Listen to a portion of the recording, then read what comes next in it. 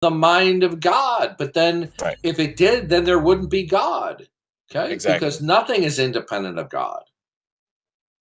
Okay. That makes sense. So it's not, what is good is not merely what God verbalizes. So, for example, suppose God says not to step on the crack on the sidewalk, all right? Now, it's not intrinsically wrong for you to step on the crack, but it would be wrong for you to step on the crack because you're defying an edict given for God for whatever his purposes are.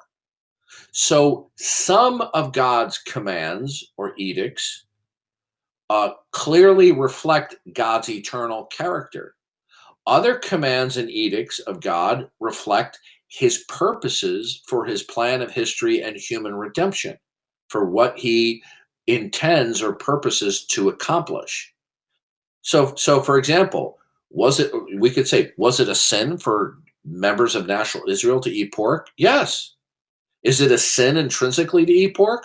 No, because we're not in a covenant relationship within a nation with God as their king.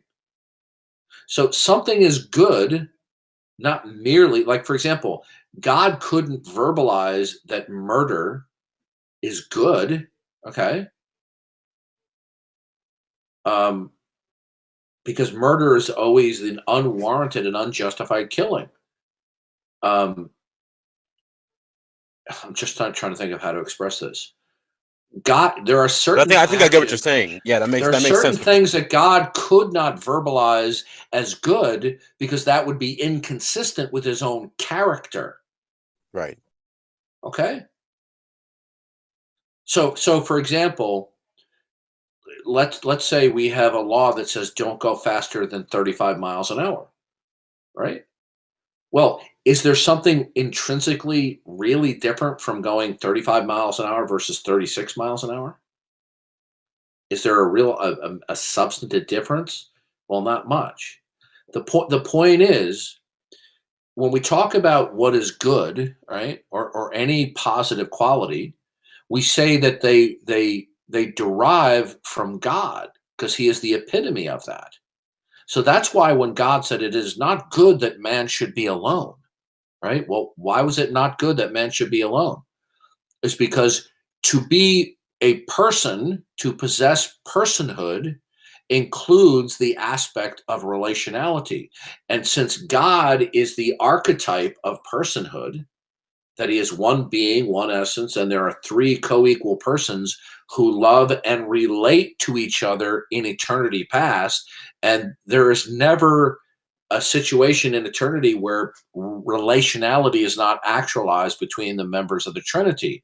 So when God made Adam in his image and Eve wasn't there was no other person, man could not actualize the relational aspect of his personhood. So that when God created Eve, Adam then could actualize relationality, which is a part of his personhood. And then at the end of Genesis 1, it says, and God declared everything was good. Okay. So what is good is not merely what God says. It's not good is not what conforms to some external objective independent standard, but the good is what conforms and coheres to the objective eternal character of God and the purposes that emanate from. So when you explain this to atheists, they don't care. They simply don't care, right? And then they just shake their heads in disbelief because they want to use the Euthyphro and other lines of reasoning simply as sophist attempts to neutralize any advocacy of God. Okay? It's sophistry. Anyway, I got to run, guys.